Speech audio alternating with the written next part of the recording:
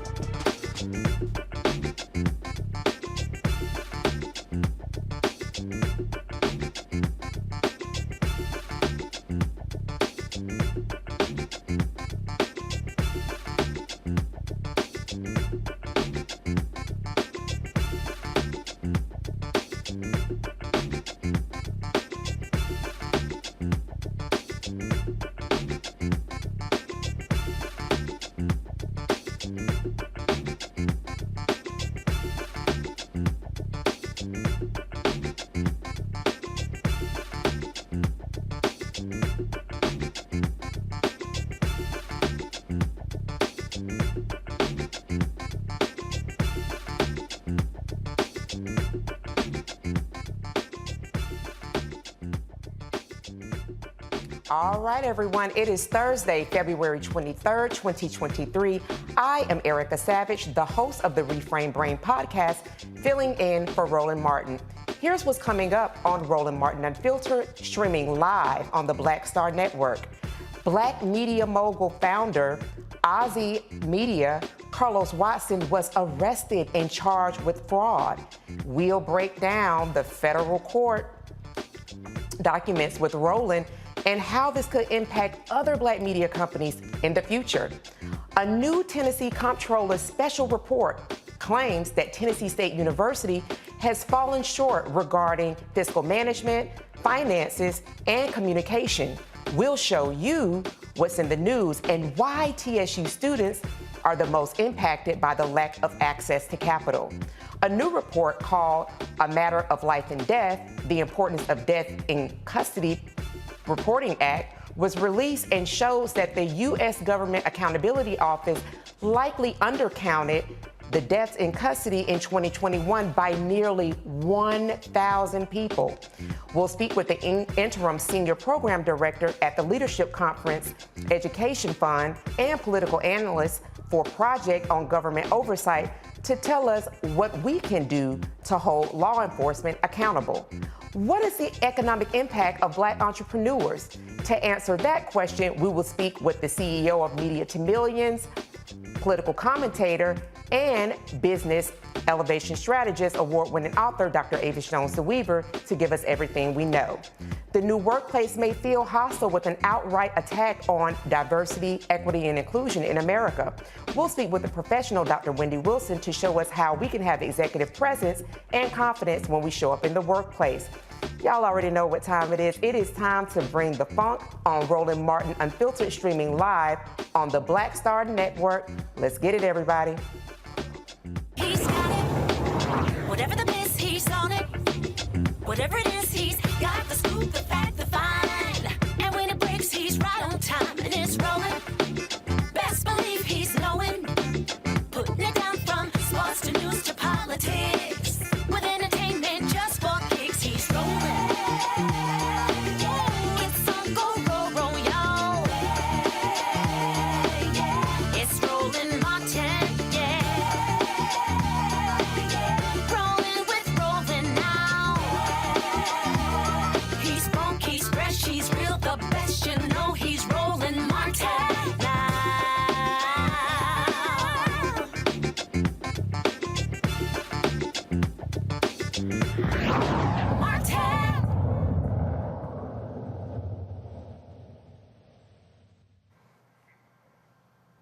Today, a Black media mogul was arrested by the FBI in New York on federal fraud charges. Carlos Watson of Ozy Media Company, the chief executive officer of digital media company Ozy, an online magazine, was accused in federal indictment of engaging in the scheme to defraud Ozy's investors, inquirers, and lenders through material misrepresentations and omissions.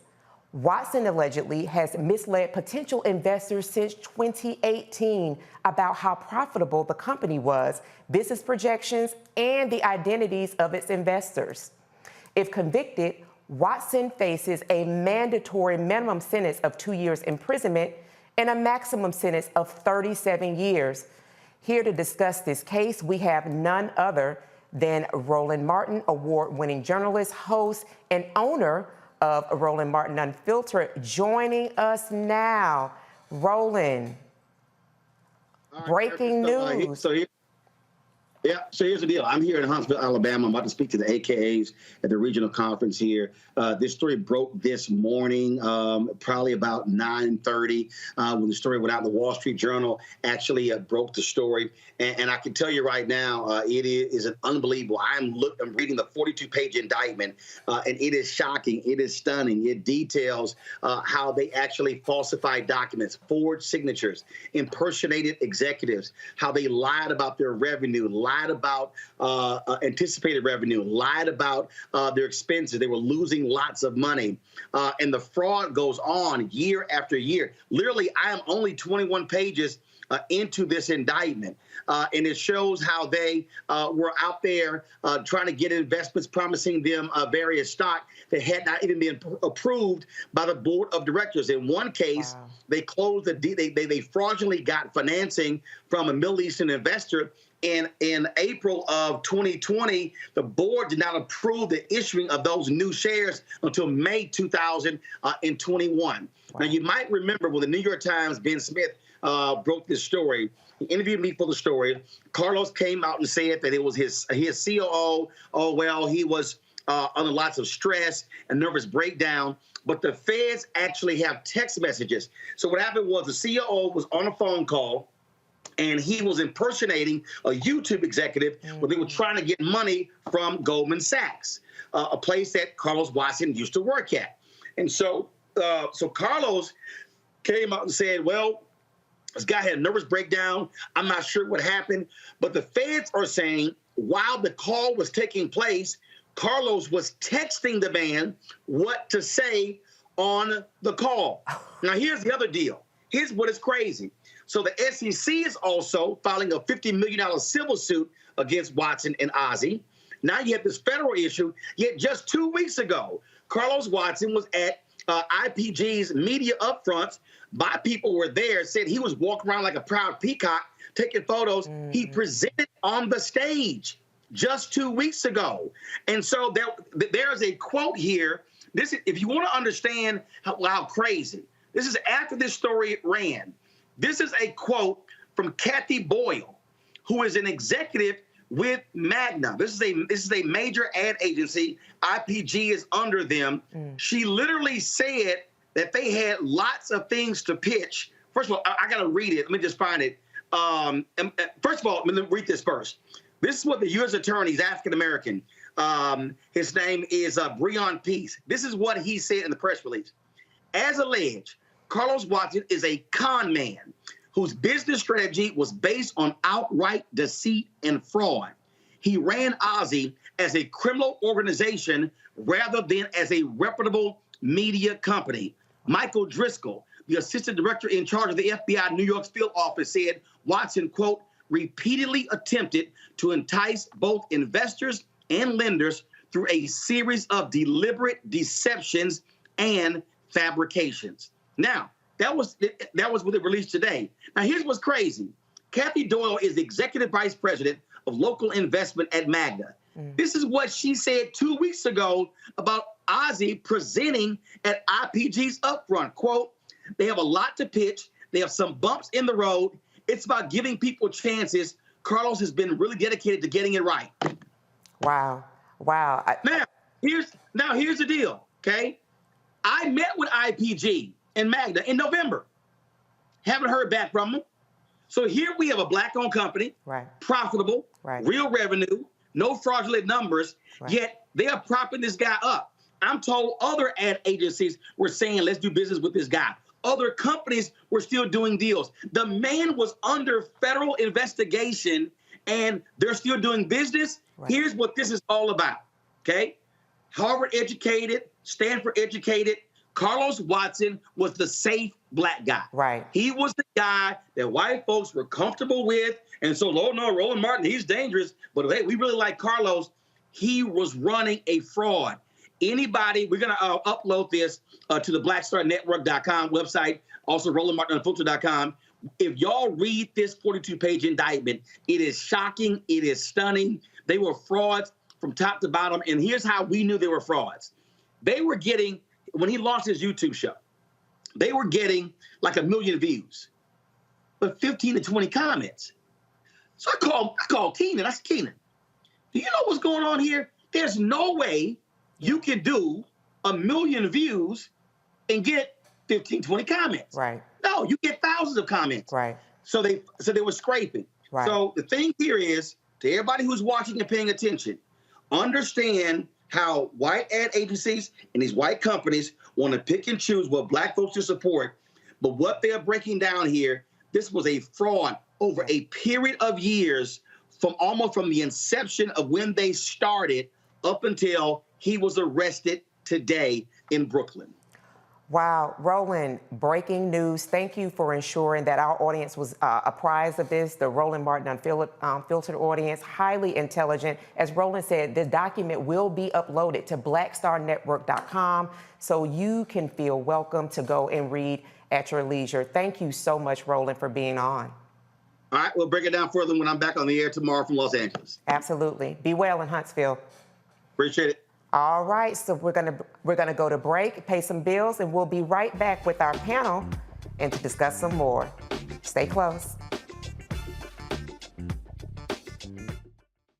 Hatred on the streets, a horrific scene, a white nationalist rally that descended into deadly violence. White people are losing their damn minds.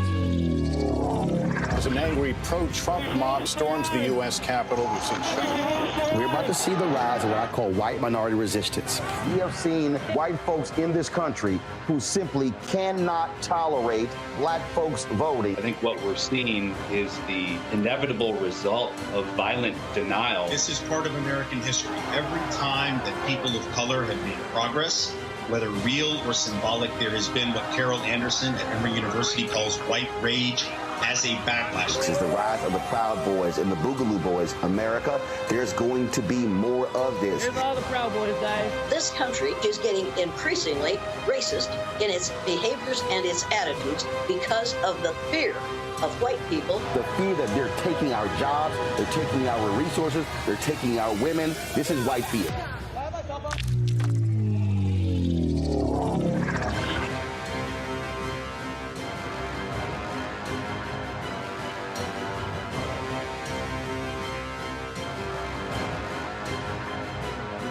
Pull up a chair, take your seat at the Black Table with me, Dr. Greg Carr, here on the Black Star Network. Every week, we'll take a deeper dive into the world we're living in. Join the conversation only on the Black Star Network. Peace and love, everybody. I'm Purple Wonder Love. Hey, I'm Donnie Simpson. What's up? I'm Lance Gross, and you're watching Roland Martin Unfiltered.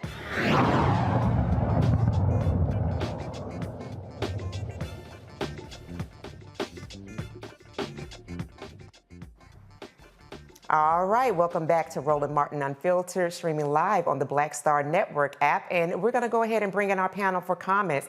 Starting in us off is going to be Dr. Greg Carr, Department of Afro-American Studies at Howard University. We then have Pastor Shannon Wright, CEO of Urban Engagement, Dr. Larry Walker. And then we also have... All right, and thank you so much. We kind of had a bit of a guest shift there. So I want to go ahead and bring in the panel and talk very briefly about what Roland shared with us, breaking news out of Aussie media. I can remember some of the programming being on PBS. We're going to kick it off and start with you, Dr. Carr. What is your reaction to what we just heard, specifically around these indictments, the arrests, the charges, and that essentially the FBI has been looking at Mr. Watson for several years now? Yeah, well, how quickly the mighty have fallen. It's good to see you, Erica. You good in that chair. We wrote at Control Center there. So, but yeah, it's we all saw Carlos Watson kind of emerge like a comet streaking across the sky. I remember one Sunday morning getting my New York Times off the stoop here and opening it, and there was a full-color magazine insert with Carlos Watson interviewing everyone. I think maybe Oprah. I mean, so many different people, and they were calling him the next big thing. Television plans and media plans. Every copy of the Sunday New York Times had this magazine. It was a thick magazine announcing Ozzy. Right. And shortly thereafter, the thing began to implode. So I think Roland, of course, has always nailed it on this. I mean, the guy was the safe Negro. And now that it has been determined that he's not that safe Negro, looks like they're getting ready to run from him.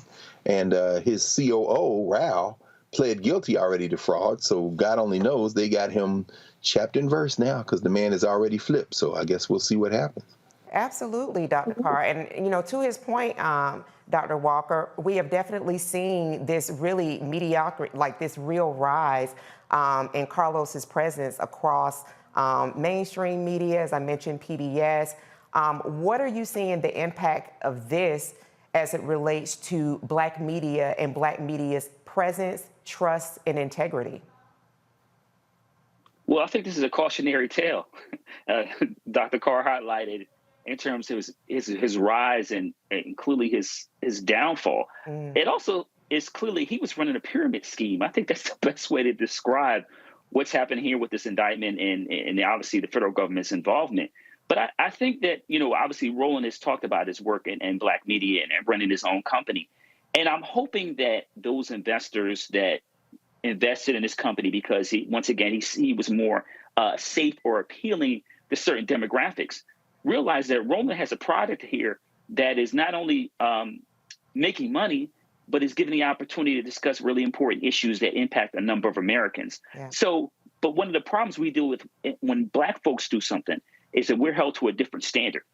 Yeah. So you see with obviously him being indicted, but also I'm hoping that this doesn't have a negative impact on other in Black media. They're trying to do the right thing in terms of, like I said, bring positive and important topics to the Black community. And obviously Roland has talked a lot about the small numbers in terms of money that is dedicated to Black media. So while this is a cautionary tale, I hope it doesn't signify that, those who find mainstream brothers and sisters, they would prefer to give those individuals money. I hope it signifies that they're realizing that you have to put your money where the numbers actually add up. Oh, gosh, that's such an important point to really underscore, that you put your money not only where the dollar's at, but where their eyes are at. When we're thinking about Roland Martin Unfiltered, this is a daily digital platform. And even going back and having a cursory look at the people, there is engaging commentary that's happening in the comments. To our next panelist, what are your thoughts around what we've been presented? Dr. Walker and Dr. Carr have talked about this being a cautionary tale, but also saying that it is important to look to see where viewers are and then invest likewise. What say you? Yes, good afternoon. I'm Dr. Hill, Safisha Hill. I think that, first of all, it's a sad reality when we get into these positions and we leave our Blackness on the doorstep and we forget that we are held at a different standard. To deceive people and think that we can't get caught, we need to understand that in history, whenever we do something, we always get caught. So we need to stop and just do what's right. And if we really embrace who we are, it will have a great impact, because then it makes it bad for other people who are trying to come up. When they look at this one person who did this mess and got caught, thinking that they would not, and again, deceiving the general public, these other public relations folks and these media folks will begin, or hopefully they will begin to say, okay, let's look at Black media who's established, who's making positive contributions and who's doing something positive. Right. And again, right here, Roland Martin has been doing it. Absolutely. So I don't know why they're afraid. I guess, again, they're just afraid of the truth. Well, listen, truth is definitely something that is earned and built, and Roland Martin Unfiltered definitely does that. He has the numbers to prove it. And when you see the panelists, the quality of experts that he has on, that also says a lot as well. Thank you for sharing you all's thoughts on the show. We're going to toss it to a break, pay some more bills, and we will be right back. Make sure you lock in to the Black Star Network, Roland Martin Unfiltered. Most people think that these television shows that tell stories about who we are as Black men, and then they paint these monolithic portraits of us. They think that they're being painted by white people. And I gotta tell you, there are a whole bunch of Black folk that are the creators, the head writers, the directors of all of these shows, and that are still painting us as monoliths. The people don't really want to have this conversation. No, they don't.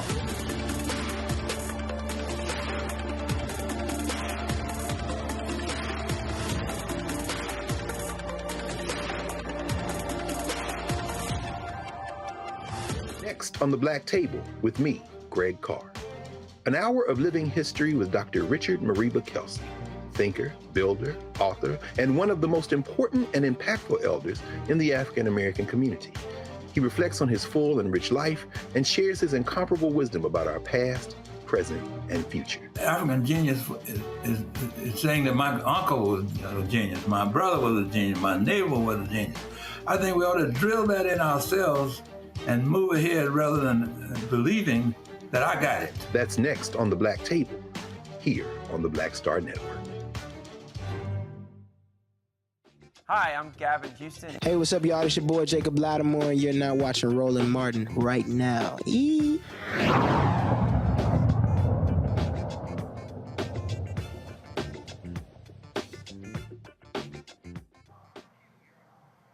Tennessee's Comptroller report claims the HBCU, Tennessee State University, has repeatedly fallen short regarding management, finances, and communication. The 86-page report details some financial reporting irregularities. Comptroller Jason Mumpower's office focused on the campus housing crisis that started in 2017.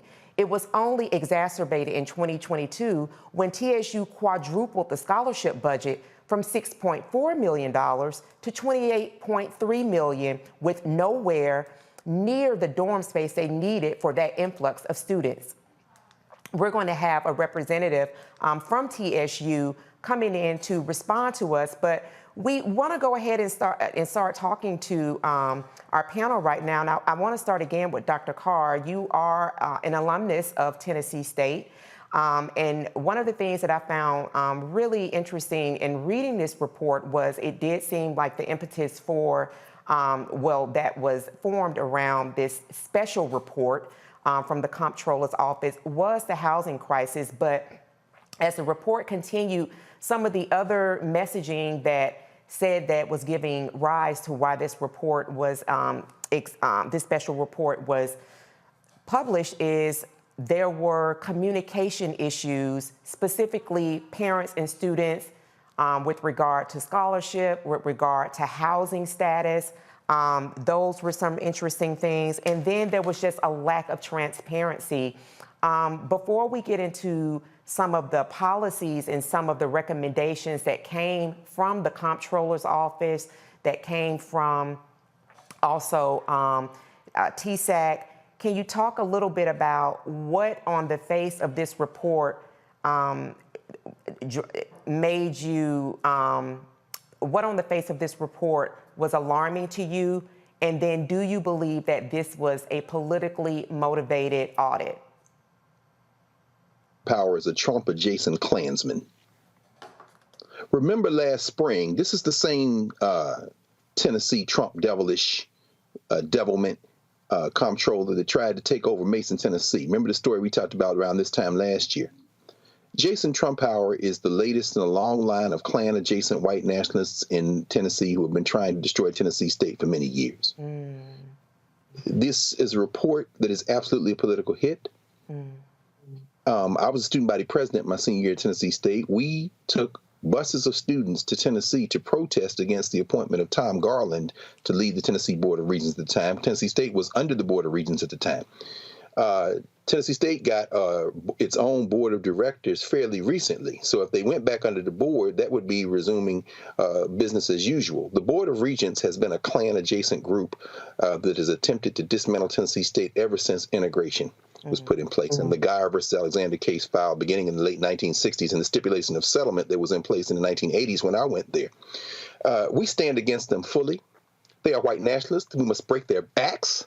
They are angry at Tennessee State for the same reason that all of the white nationalists in the entire country, all of whose backs must be broken, are angry at historically black colleges and universities as our children pour into them in unprecedented numbers. Tennessee State is being held hostage by a white nationalist supermajority in the Tennessee State legislature, a white nationalist governor, and a group that is determined to try to break the will of Tennessee State. Its president, Glenda Baskin-Glover. There is nothing in that report that talks about embezzlement or some form of mismanagement. Lack of communications means you uppity Negroes are trying to let all these students in, and when they're determined not to give you the money to build new dorms, they had to threaten going to court to get a half of what Tennessee State has been owed in terms of hundreds of millions of dollars, and that money has now been designated to help construct new dorms, but the legislature still trying to tell them to do with the money. Don't get me started on these Klan-adjacent bastards who are attacking Tennessee State the same way the Mississippi legislature has attacked Jackson State, the same way the Florida legislature has tried to attack Florida A&M, the same way that North Carolina A&T has been punished because they let too many out-of-state students in. This is straight white nationalism. And damn it, if we don't fight these crackers tooth and nail,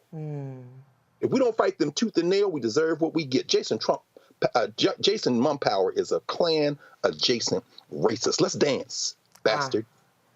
Listen, you heard it here, straight out of Dr. Carr, an alumnus of Tennessee State University. And on that note, we're going to bring in Danny Glover. He is the Public Engagement Manager at Apex Clean Energy. He's joining us now to discuss this report. He's also a Tennessee State alum who served as the 70th SGA president. Thank you so much, Mr. Glover, for joining us today. You've heard Dr. Greg Carr, who is a proud alumnus, discuss his disdain specifically for the special reports out of the Comptroller's office. I'll give you a moment before I get into some questions around what is your response to this report that has been published and has gone through the Board of Regents and has been essentially validated. Yeah, well, firstly, thank you to the show, everybody, for having us on to be able to broadcast this message to the American public. But my response to the Comptroller's report, I thought it was extremely disrespectful.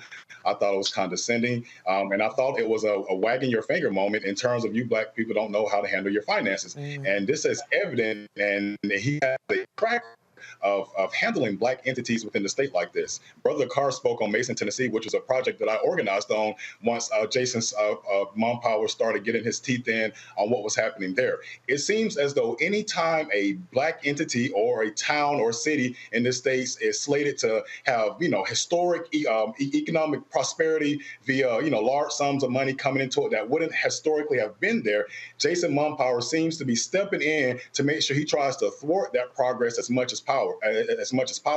So we've been vigilant with this situation. We've been proactive ever since we heard the initial findings, and we're going to fight this as we fought it in the late 70s. It's in our big blue blood to push back against the Tennessee legislature, and we're going to do it this time as we did in the late 70s, early 80s. All right. Thank you for that, Mr. Glover. And to your point, when I was reading through the report, some of the things that I found interesting that you all refuted were around some of the very things that you mentioned, which is around financial mismanagement. And so I found it very interesting that specifically was lied out that you all responded to say, in quote, 100-plus-year-old HBCU that has been historically underfunded, that you all have not, and I want to quote this, TSU has never defaulted on any debt obligations, never been late on a debt payment, never had to have any state appropriations intercepted to have to pay for debt, and you all have had a healthy balance sheet and a strong reserve and endowment for $100 million. So this conversation that was having, and Mr. Glover said facts for the audience if you didn't hear that. So how does then this whole concept of you all not being fiscally responsible and mismanagement funds, how does that then tread with receipts that you all have to exactly what I read?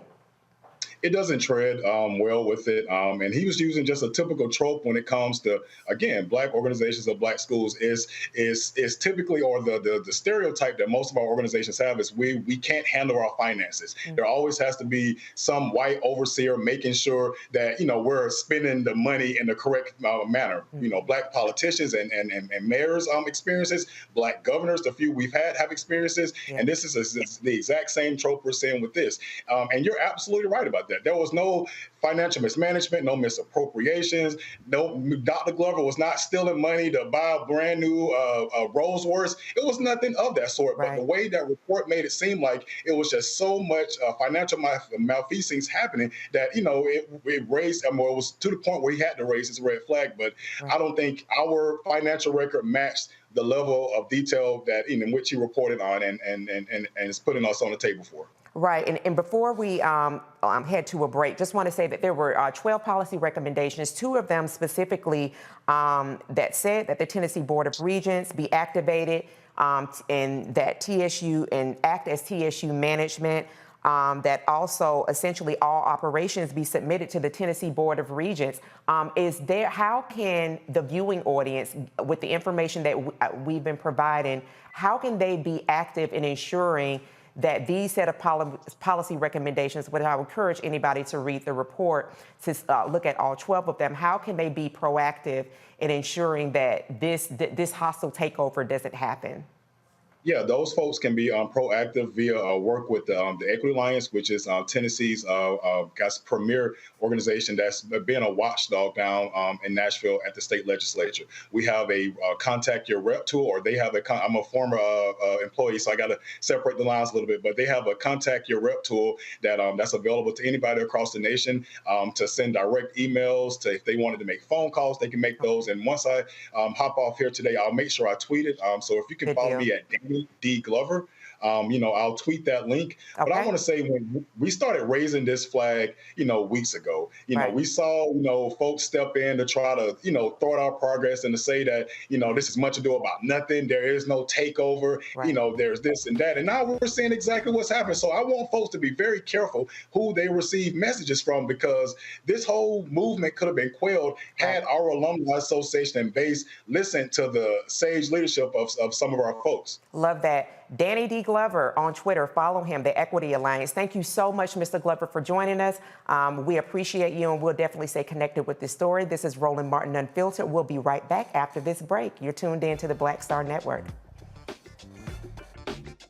When you talk about blackness and what happens in black culture, we're about covering these things that matter to us, speaking to our issues and concerns. This is a genuine people-powered movement. There's a lot of stuff that we're not getting. You get it, and you spread the word. We wish to plead our own cause.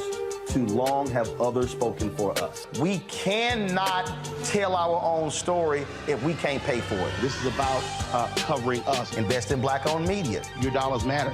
We don't have to keep asking them to cover our stuff. So please support us in what we do, folks. We want to hit 2,000 people, $50 this month, raise $100,000. We're behind 100,000, so we want to hit that. Y'all money makes this possible. Checks and money orders go to P.O. Box 57196, Washington, D.C. 20037-0196. The Cash App is $RM Unfiltered. PayPal is R Martin Unfiltered. Venmo is RM Unfiltered. Zelle is Roland at RolandSMartin.com. On a next, A Balanced Life with me, Dr. Jackie, a relationship that we have to have. We're often afraid of it and don't like to talk about it. That's right, we're talking about our relationship with money. And here's the thing, our relationship with money oftentimes determines whether we have it or not. The truth is you cannot change what you will not acknowledge. Balancing your relationship with your pocketbook. That's next on A Balanced Life with me, Dr. Jackie, here at Black Star Network.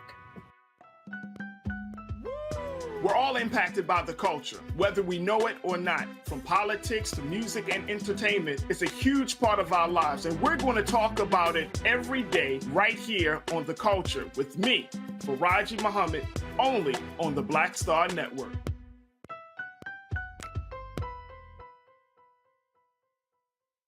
Hi, my name is LaToya Luckett. Yo, it's your man Deion Cole from Blackish, and you're watching Roland Martin Unfiltered. Stay woke.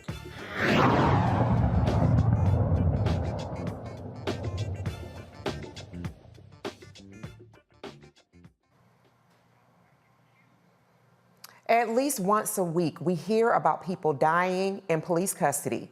These aren't any statistics on how many people die in custody yearly. A new report called A Matter of Life and Death, The Importance of the Death in Custody Reporting Act was released. It analyzes past efforts to implement the Death in Custody Reporting Act and how essential requirements have changed with each reauthorization. Joining me now to talk about those studies is Mr. Janowski. We appreciate you coming in. David Janowski from Milwaukee, Wisconsin, from the Leadership Conference, a policy analyst on the project on government oversight from Berkeley, California. Thank you so much for coming on and connecting with us today. I found this report to be very interesting and quite sobering. On Roland Martin Unfiltered, we daily discuss different people, unfortunately, who die at the hands of law enforcement.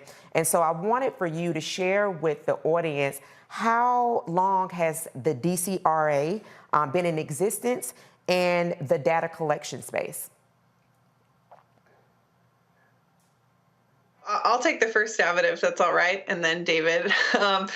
Thank you so much for having us on the show. It's such a pleasure to be here. I frequently check in at Roland Martin Unfiltered to see what Roland's saying about the topics of the day, and I'm really grateful to be here with you today. So I just want to mention, so the Death and Custody Reporting Act, or DCRA is kind of the acronym for it that you mentioned, was passed into law in 2014. And so it's been on the books, a law in place, for 8 years. And today it is still not fully implemented. And so that's why we wrote the report. Right. That's why the Leadership Conference, which is the org I work for, and the Project on Government Oversight partnered together to really highlight how problematic this issue is. We don't even have the data to talk about everyone who's dying in custody right now. Yeah, I found that to be very sad and just mind-blowing that this data has been collected over a period of 9 to 10 years.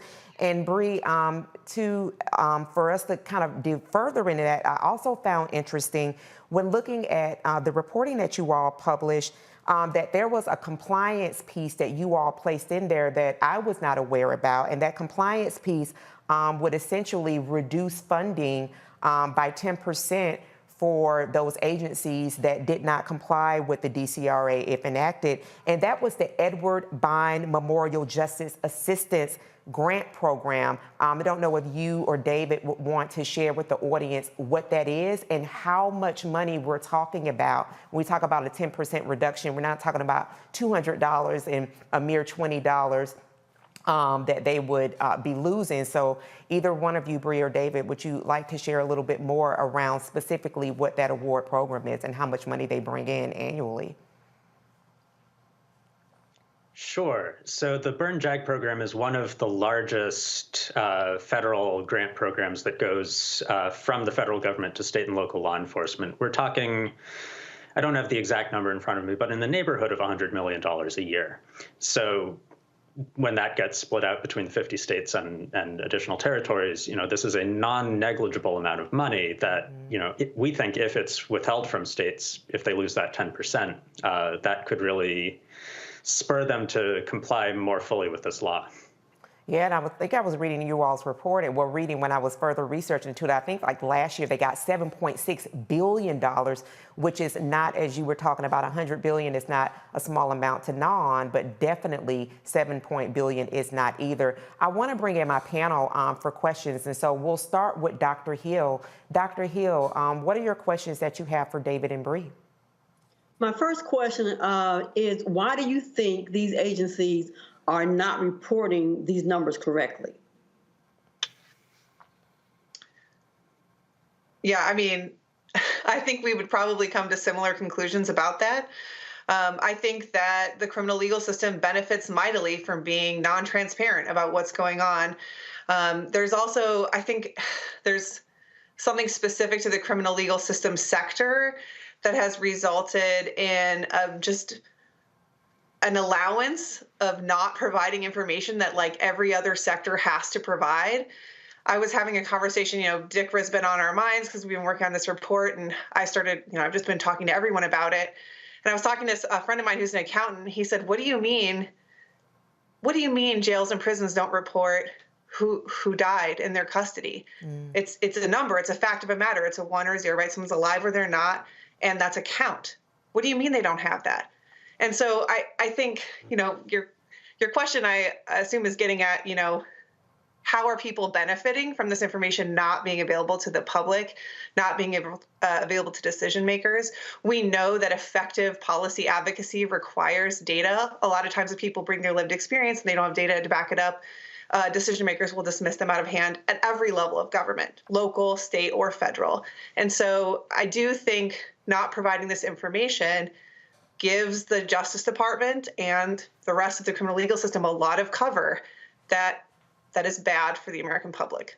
Yeah, and before we go to Dr. Walker next, just want to say that you also note in your reporting, Bree and David, that the requirements for the Department of Justice to collect this data and for also them to provide strategies to reduce harm. And we're talking about the numbers that you all share, 19,450 law enforcement agencies, over 600 medical examiners and coroner's office. And then when we're talking about at a local level, 2,800 local adult jails and jurisdictions over the United States and territories. So there is another component for them to cooperate in order for this framework to work.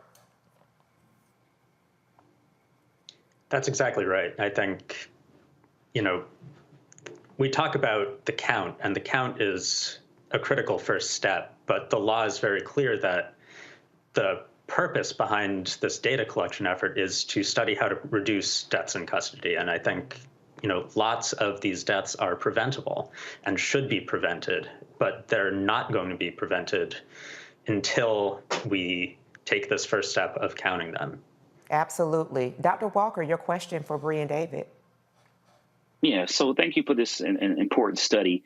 And I make the argument this is less about policy and more how people value individuals' humanity, particularly Black and brown communities. So I wanted to say that first. Secondly, I wanted to just find out in terms of various constituencies, particularly the CBC Congressional Black Caucus and Congressional Hispanic Caucus, in terms of if you reached out to them or gotten a response from anyone related to those two entities in terms of what you found in the study. So I would say, I'm going to jump in. Sorry, David, I can't see you right now, so it's hard for me to figure out who's going to go. But so the report was just made live and was launched yesterday. We're hoping to do some briefings with decision makers on the Hill. This report was really geared, it is for public education, but we're really trying to get it in the hands of decision makers and also advocates, because the more people know about the failure of the federal government to collect this information, I think the more effective the advocacy can be. So certainly meeting with the CBC is on our list, and I think it could be really powerful and really helpful to do that. Absolutely. Bree and David, thank you so much for your time and for sharing this information. It definitely will be published on Black Star Network. And we're going to go to a break. We'll be right back with more on Roland Martin Unfiltered on the Black Star Network. Next on Get Wealthy with me, Deborah Owens, America's Wealth Coach. Listen to this. Women of color are starting 90% of the businesses in this country. That's the good news. The bad news, as a rule, we're not making nearly as much as everyone else. But joining us on the next Get Wealthy episode is Betty Hines. She's a business strategist, and she's showing women how to elevate other women. I don't like to say this openly, but we're getting better at it. Women struggle with collaborating with each other. And for that reason, one of the things that I demonstrate in the sessions that I have is that you can go further together if you collaborate. That's right here on Get Wealthy, only on Black Star Network. Most people think that these television shows that tell stories about who we are as black men, and then they paint these monolithic portraits of us. They think that they're being painted by white people. And I gotta tell you, there are a whole bunch of black folk that are the creators, the head writers, the directors of all of these shows, and that are still painting us as monoliths. The people don't really want to have this conversation. No, they don't.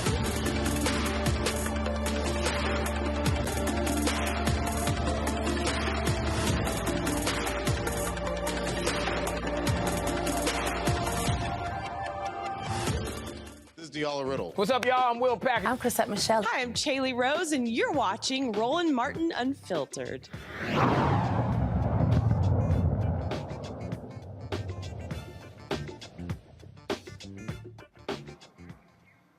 Welcome back to Roland Martin Unfiltered, streaming on the Black Star Network app. Hundreds of Florida students across the state walked out today in protest against Governor Ron DeSantis and his policies concerning higher education. Students walked out of their classrooms at the University of South Florida, the University of Florida, and Florida State University. Some high school students also joined in the statewide walkout. DeSantis recently announced plans to ban colleges and universities from having diversity, equity, and inclusion programs, as well as critical race theory.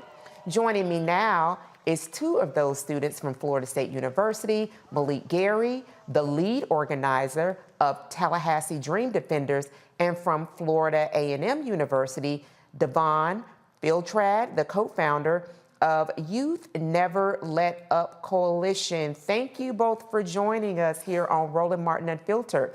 So if you can, talk to us a little bit about what went into and how were you all able to spread the word that this was an exercise that you all not only were going to participate in, but that you opened it up to all universities across Florida? Yes, thank you so much for having us today. We had some of our sponsors and co-sponsors that we were partnered with for Stand for Freedom also helped us plan these walkouts today. So we don't want to say that it was just us. And we, with them, were able to partner and make sure that the walkouts throughout the state was something that was happening. The thing that we said today was, you can't ban us, and we're not going to allow American history, which is a part of African American history, to be silent. Absolutely. And so, I mean, you are in a hotbed state. Plenty of people come to party, to kick it in Florida, thinking about Miami, thinking about the Keys, those areas. But there's a real battle that's happening and is hitting right at home with you all. And we've been covering what's been happening in Florida, specifically around the academia circle here in length on Roland Martin Unfiltered. So to hear about transgender bans, to hear about the extraction of AP African American Studies, what kind of conversations are you all having as students who are actually bearing the brunt of these decisions that are being made by the executive of your state? Well, the students across the state, not just at Florida State or FAMU or FIU or what have you, students across the state are organizing and discussing how we can make an impact towards making a difference, not just for ourselves, but mainly for the youth that come after us. Because we'll be here, we'll get our degrees, hopefully within 4 years, but then we're going to go on to the next stage in life, which may be grad school or law school or what have you, across the nation, across the world. But at the end of the day, there's still going to be politics and racism persisting in Florida. So we're trying to make sure that we pass the baton so our future youth that will be in our shoes will have the opportunity to have the opportunities we have now, but also make sure that they don't have to keep fighting the same fight, because hopefully we will have already, won it by then. Yeah, and to echo Devin, this governor is going to try to be the next president of the United States of America. He is a fascist governor. He doesn't want his children and other white kids to learn about African American history. I said this today, and I say this: everybody is somebody. I think that comes from Reverend Jesse Jackson, and we have to really stand in there, no matter what color skin you are. I think we have to remember what Dr. King's dream was, and that we wouldn't judge folks by the color of their skin, but their integrity that they hold within inside. And when we live in a world and in a state that should be, and a country that should be free opportunity for all, then why aren't we doing those things, right? And so, it's crazy. But, we're here. To echo what Devin said, I want to see my grandkids and great-grands be able to live in Florida or wherever I decide to live and not have to worry about what oppression really is. There's so many issues. I don't think we have enough time to talk about them today, but keep us in your prayers and support in Florida, because we're not going to stop until the work gets completed. Absolutely, Devon and Malik. And just want to say, I'm going to bring the panel in, that when people say that our youth aren't doing anything, you need to tune in to Roland Martin Unfiltered. They are doing an abundance of things. Dr. Greg Carr, you are a professor. This is the demographic that you work with. Your questions that you have for Devon and Malik. And thank you, Erica, and thank you, brothers, Devon and Malik, and FAMU. I'm glad to see FAM at the table. Your former president, the late Fred Humphreys, was my president at Tennessee State for 2 years. Then he went home to FAM, his alma mater. So we know all about punching white supremacists in the mouth and erasing all of their damn dentures, intellectually, that is. So my question is, how can we join the fight, brother? I did go on to the Stand for Freedom QRC code. I signed the pledge. Is that still something that you want people to do as we defeat DeSantis and his white nationalists and his racists and fascists down there in Florida? Is that something we can do directly to help? And in what other ways can we help you, brother? Yeah, something that was important for us as we continue in this journey. I think a lot of us aren't educated about what's going on, not just in Florida, but around the states. And so I would charge you and make a hard ask to do some teach-ins in your community. I'm pretty sure you're doing this in your classrooms, but we need more folks to do teach-ins. Today we talked about the 10-point program from the Black Panther Party. Because I don't know if you know here, but he's been in our books. So the opportunity to read a book and learn that history has been wiped away. And so now is the time that we actually talk about educating each other politically, mentally, and spiritually, all those things that we have to do them among ourselves. Wow. Thank you. That's such a great question and a really good set of actions for everybody that's listening. Dr. Hill, your question for Devon and Malik. Yes, first of all, thank you. I also teach, and I'm in Texas. So, you know, in Texas, they try to follow what everybody else do. So we're fighting the banned books and the issue with critical race theory. And the governor just issued a letter saying that we can't use diversity in hiring practices.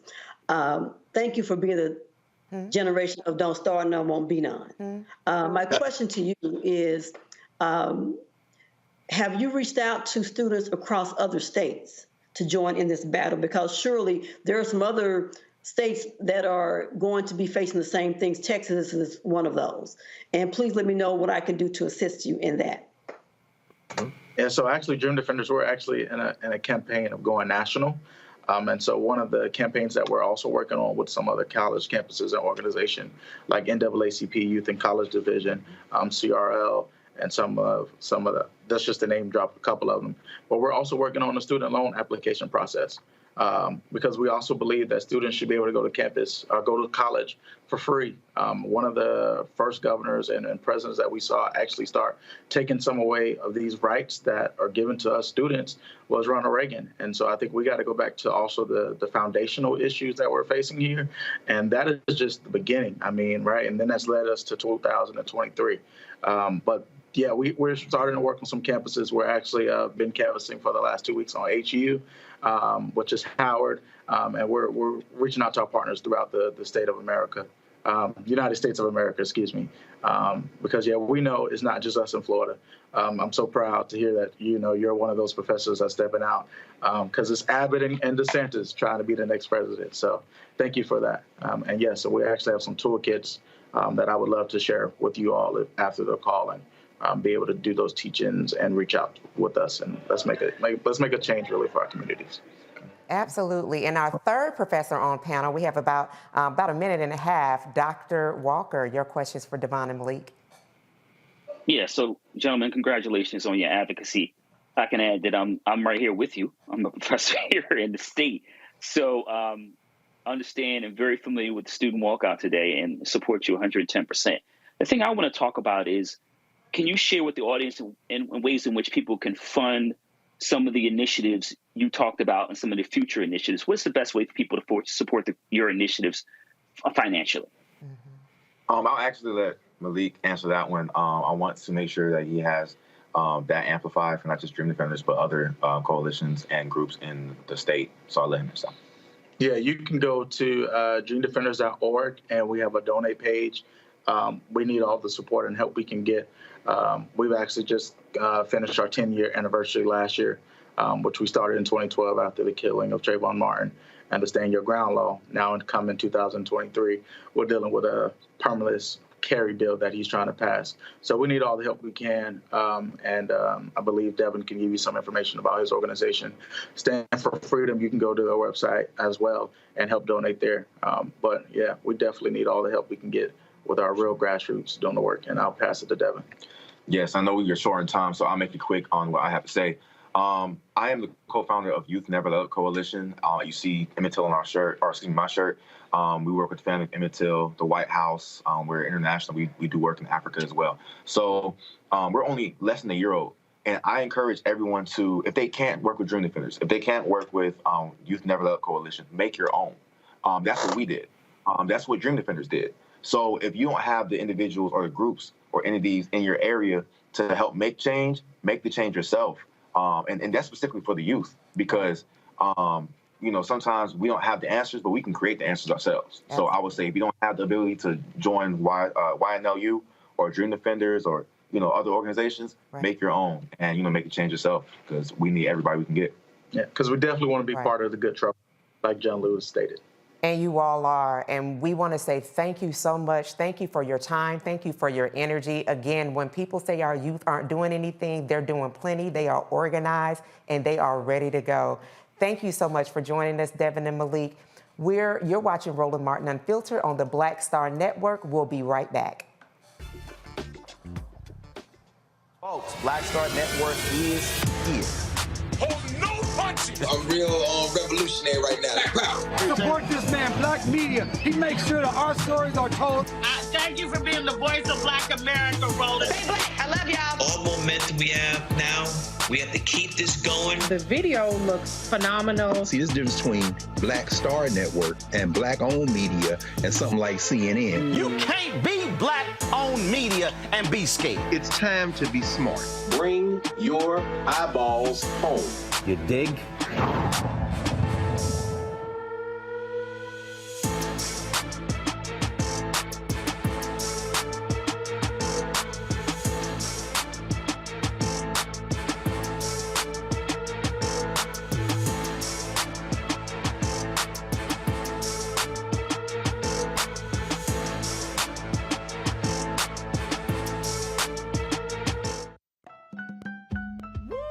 We're all impacted by the culture, whether we know it or not. From politics to music and entertainment, it's a huge part of our lives, and we're going to talk about it every day right here on The Culture with me, Faraji Muhammad, only on the Black Star Network.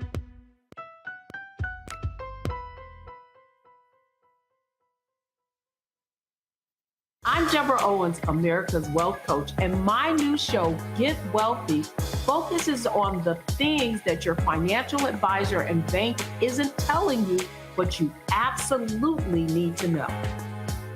So watch Get Wealthy on the Black Star Network.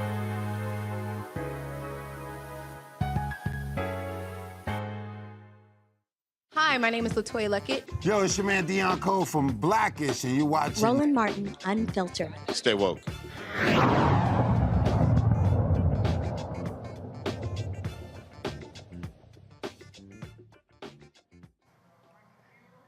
Breaking news. Vice President Kamala Harris is not invisible, and she is booked and busy. Today, Senior Advisor for Public Engagement, Keisha Lance Bottoms, hosted student journalists representing 47 historically Black colleges and universities nationwide to the White House for a press briefing. The students asked Vice President Harris and Bottoms about their issues in their respective communities. As we enter midway into the presidential election season, the VP expert and encyclopedia of Vice President Harris and the host of the Reese Colbert Show that is on Sirius XM Urban View Channel 126 every Saturday at 3:00 p.m. Eastern Standard Time, joins us to share previous and upcoming VEAP events for voters to bookmark as the media continues to claim a lack of visibility of Harris. Thank you so much for joining us, VIP panelist, Reese Colbert. Thank you, Erica. You're doing a fabulous job hosting. Oh, thank you, sis. I certainly appreciate you. So I know that you already had something planned, but I really appreciated you coming on today because I really wanted to address this continued reporting about absence of VP Harris and seeing, a cursory look at the White House, especially her readouts, will share with people that she's having and attending and very engaged in events every month throughout the year. I want to just talk about, and then we're going to talk about some other things, that she will be in Columbia, South Carolina this Monday, the 27th of February, and she's going to be talking about affordable broadband network. And so South Carolina is now number one, will go first in the primary presidential election. So Iowa, Nemrata, Marianne, your feelings might be hurt, but that's just what it is. Can you talk to us a little bit about that visit that she has upcoming for Monday? Well, yeah, I think what her South Carolina visit is going to highlight is that she's actually getting shit done in her portfolio. Broadband access was one of the things that was tasked to her by President Biden, and that was a major part of the infrastructure package that was passed on a bipartisan basis. So not only has the administration already cut the cost of broadband, I don't know if you remember, 1 million families were eligible for lower broadband access last year, several 100,000 signed up, but they're actually expanding broadband access throughout the state of South Carolina, throughout rural communities, and throughout the country. And so this is one of those areas where Vice President Kamala Harris doesn't get a lot of credit for. But if you remember back in when she was a senator during her campaign, this was one of the areas that she championed. So it's a good thing to see that she's able to go back to these communities and say, these are the accomplishments that we have from the Biden-Harris administration. Tangible, so to speak. And as a person that is from a rural community, I know that access to broadband, no matter where a person lives, is highly important. So South Carolina, Georgia being those states that are in the top 5 for the presidential primary, and for Vice President Harris, who, as you well know, when it was announced she was going to be on the ticket, $48 million were raised. Some people are still big mad about that, but she has a draw, she has a presence, and she is active. And speaking of activity, she was just in the DMV, which, you know, she lives here in D.C., but she was just in Maryland with the newly elected governor, Wes Moore, aboard a historically Black college, Bowie State University, and she was talking about home affordability. Can you talk to us, walk us through her being there, and the importance of her being on an HBCU campus, talking about things people go to higher education institutions to be able to afford nice homes after they graduate. So could you talk to us about that visit and the outcomes that she had? Yeah, this is another area where we're seeing the Biden-Harris administration pick up the mantle of Vice President Kamala Harris's presidential platform. One of the areas that she was focused on in her Black agenda, which she did have one, was home ownership affordability and closing the wealth gap through home ownership. And so what she was at Bowie State yesterday for was to announce that the Biden-Harris administration is actually lowering the cost of mortgage insurance premiums for FHA loans. And that is something that disproportionately impacts Black borrowers, lower income borrowers, because we, and I include myself in it because I do have an FHA loan, but it was a 2 or 3K loan, do disproportionately get FHA loans. And so this is going to save families hundreds of dollars, in some cases even almost $1,000 a year. And that's especially helpful considering the fact that one of the Trump tax scam things that came into effect was phasing out the ability to write off your private mortgage insurance. So those lower premiums that no longer have a tax break on them are going to really make a difference for new homeowner borrowers. I wish it was for all of us and not just the new borrowers, but that is still a really good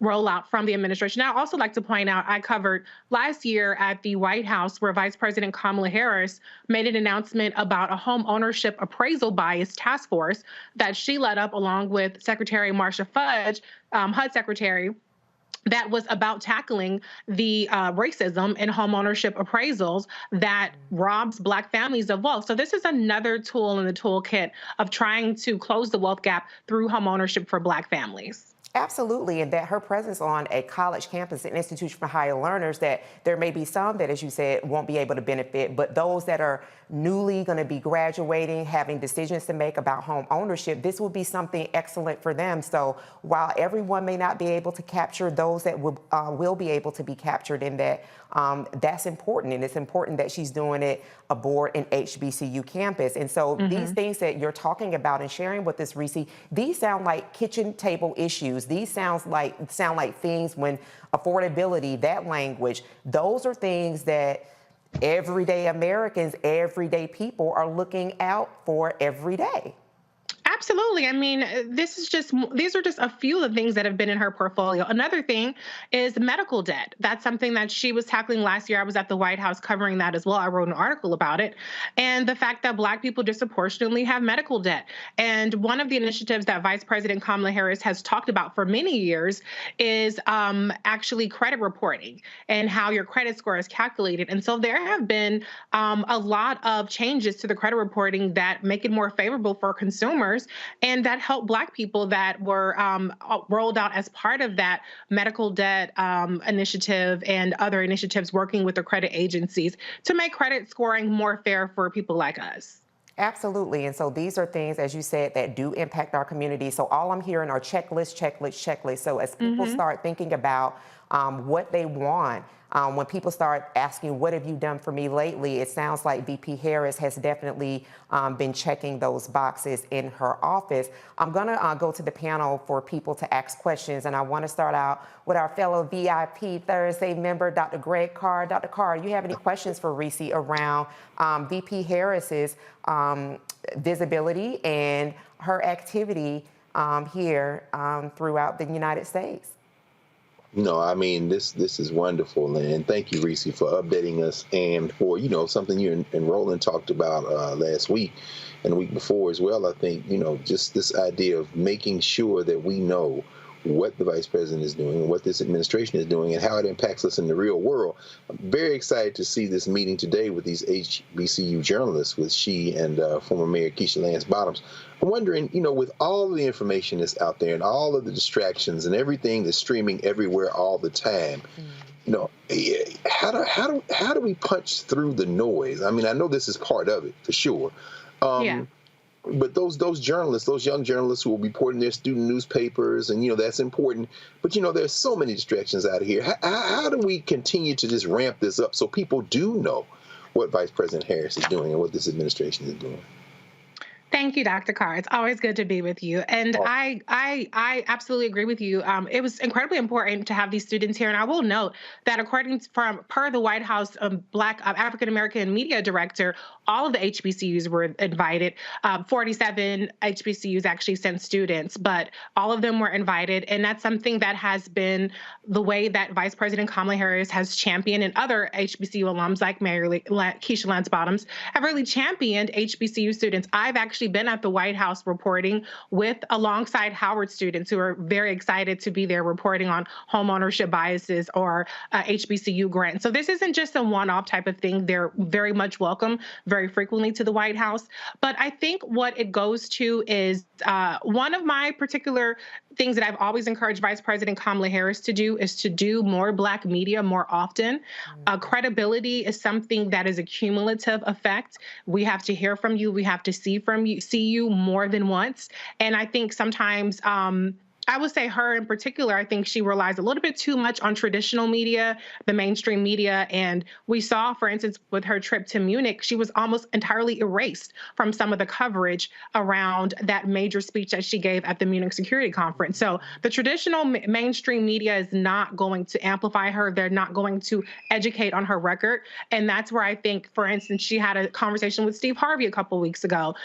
She's inviting these student leaders, these student journalist leaders, to the White House. That's all great, but I think she needs to be a lot more visible when it comes to platforms like this one and other Black platforms like my show, for instance. She can come on in and keep coming back to the well. So people like, I would say Secretary Buttigieg, he gets that. He's out at a lot of these places very frequently. He doesn't do one-off appearances. He goes back over and over again. And I think that's something that she has to do herself. Absolutely. That is a very good question. And I love the way Reese is definitely very fair in not only her support, but of a critique. And as Reese said, Roland Martin Unfiltered is definitely an open door, and so is the Reese Colbert Show. Dr. Walker, your question for Reese. Reese, first of all, you do a fantastic job advocating on behalf of the VP and have from day one. So let's give you a shout out for that. Also, congratulations on your new show. Thank you. So my question really relates to, you talk a lot about, and VP Harris has been visible since, being sworn in. But can you talk a little bit about two things? First of all, I think there's a misconception of the understanding of the role of the VP. That's the first point I want to make. And second of all, can you talk about, this, to be clear, about a Black woman in terms of some of the outsized expectations that go into her being the first Black woman who's being VP? Absolutely. I mean, I think you guys recall during the presidential election when it was time to select a VP, Chris Dodd and company came out and said that Vice President Kamala Harris was too ambitious. And so there was this narrative that was already being spun that she was too ambitious and she was going to try to step all over President Biden. And so not only did she have the outsized expectations of being a Black woman, the first woman of any race in that role, but, Black women are judged particularly harshly, but she also had the expectation of really playing a back supporting role for President Biden to not alienate people that are strong, staunch supporters of President Biden. I think he's done a great job of making her a partner. I think if you read White House press releases, they're always careful to credit Vice President Kamala Harris to reference how these particular initiatives relate back to some of the work that she's done as senator or as attorney general. So I think that the White House, at least public facing, does a good job of making her a partner. But the reality is she is a partner and she's a supporting partner to President Biden. He is the star of the show. He's the one who has the nuclear codes, who signs the executive orders, et cetera. And so I think she's done an exceptional job of making it known that she is, deferring to him. Sometimes it's to her detriment. I think she could probably lean in a little bit more in her own power and the fact that she is a historic vice president. But the reality is she's damned if she does, damned if she doesn't. Now, if I'm damned if I do, damned if I don't, I'm going to lean in. I'm not going to shrink back. So I think that that's an area where hopefully we'll see during this presidential campaign, and I expect that they will run again, that she will get a chance to puff up her chest a little bit more and a little bit more safely. But, can I say one more thing, too? I just want to be clear. This is not a matter of invisibility. It's a matter of erasure, and it's a matter of marginalization. Because as Dr. Walker just pointed out, she is visible. We see her side by side with President Biden. We see her travel around the country. She's met with hundreds of groups, and she does plenty of events. However, the media, and a lot of times, even when you come to social media, she's intentionally erased and marginalized. So that's something that is a challenge for her, and that's something she's going to have to overcome. Absolutely. Thank you so much. And just very quickly, we have about 45 seconds. Dr. Hill, your question or comment for Reese? Yes, thank you so very, very much. What do you think is the greatest legacy that she is building now? The legacy that she's building is actual substantive policy wins. When you look at what's happening around the Pell Grants, or I should say HBCU funding, HBCU security, climate justice, environmental justice with lead pipes, broadband, she has her hands in a lot of pots. And I think if you are a student of Vice President Kamala Harris like I am, you will see that she is very much influencing very substantial policies that this administration is putting forward and pushing it in a more progressive lane. Wow. Reese Colbert, the host of the Reese Colbert Show on Sirius XM, Urban View Channel 126, every Saturday at 3 p.m. Eastern Standard Time. Thank you so much for your time today, sis. Thank you, sis. Absolutely. You're watching Roland Martin Unfiltered on Black Star Network. We'll be right back after this break. Next on Get Wealthy with me, Deborah Owens, America's Wealth Coach. Listen to this. Women of color are starting 90% of the businesses in this country. That's the good news. The bad news, as a rule, we're not making nearly as much as everyone else. But joining us on the next Get Wealthy episode is Betty Hines. She's a business strategist, and she's showing women how to elevate other women. I don't like to say this openly, but we're getting better at it.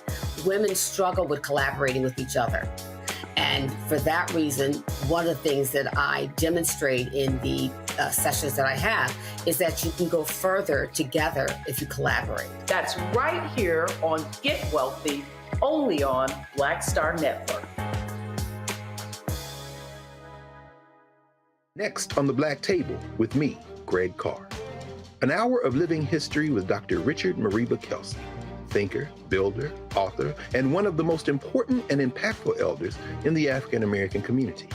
He reflects on his full and rich life and shares his incomparable wisdom about our past, present, and future. African genius is saying that my uncle was a genius, my brother was a genius, my neighbor was a genius.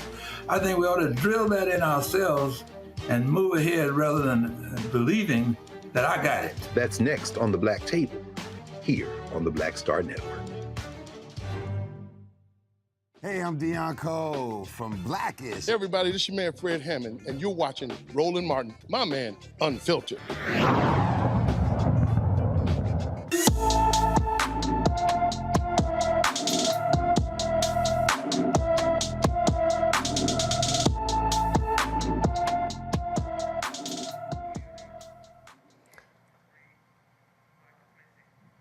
Miranda Connor left her Denver, Colorado home February 3rd, 2023 at 1 a.m. to meet someone. Her family has not seen or heard from her since. The 30-year-old is 5 feet 6 inches tall, weighs 116 pounds, with brown hair and brown eyes. Miranda has the name Rodney tattooed on the left side of her face by her eye and on her wrist.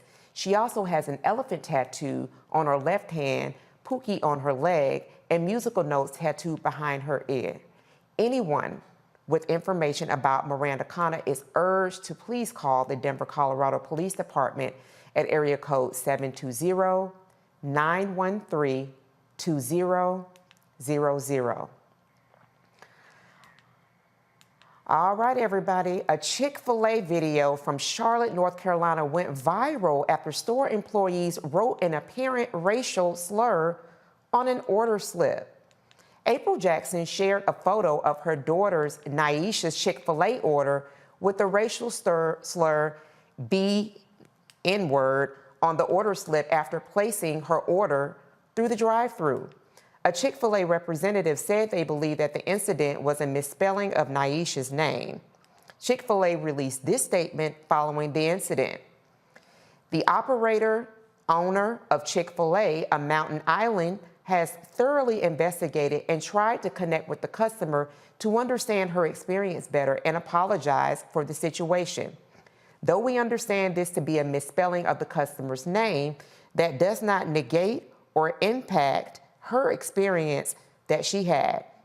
The operator has started additional training at his restaurant to ensure this doesn't happen again. We sincerely apologize for the harm caused by this incident. I'm just going to toss to our panel very quickly because we have seen this on repeat. Dr. Greg Carr, Naisha, and what was written are two totally different things. What are you saying? Because Chick-fil-A has been problematic for quite some time. What are your thoughts around this misspelling of Naisha's name? Yeah, that's unfortunate. I feel bad for Naisha. I mean, I certainly can't relate because I would eat that slip of paper, or any slip of paper really, before I ever ate one piece of anything from Chick-fil-A, given its history. I would starve, in fact, before I ate Chick-fil-A. I shouldn't go that far. I suppose I would have to if I had a choice between starving and eating Chick-fil-A. Perhaps I'd eat it then. But that having been said, you know, and I'm having to take a little deep breath. And I don't know, Erica, why you teed up all these stories today, but but at the end of the day, we have to draw a line, y'all. Yeah. This thing gotten down serious. We got these hillbillies acting crazy in Florida, in Virginia, the governor of Virginia, in Texas. They are punching us, and what we gonna do? Right. You know, this is when we stop it. You know what? Support Roland Martin Unfiltered. Of course, they were going. Look, they're going to take Carlos out, but they're not going to give that money to Roland Martin. That is up to us until and if that never happens. So guess what? If you don't go to Chick-fil-A, they won't mess around and put the N-word on your slip.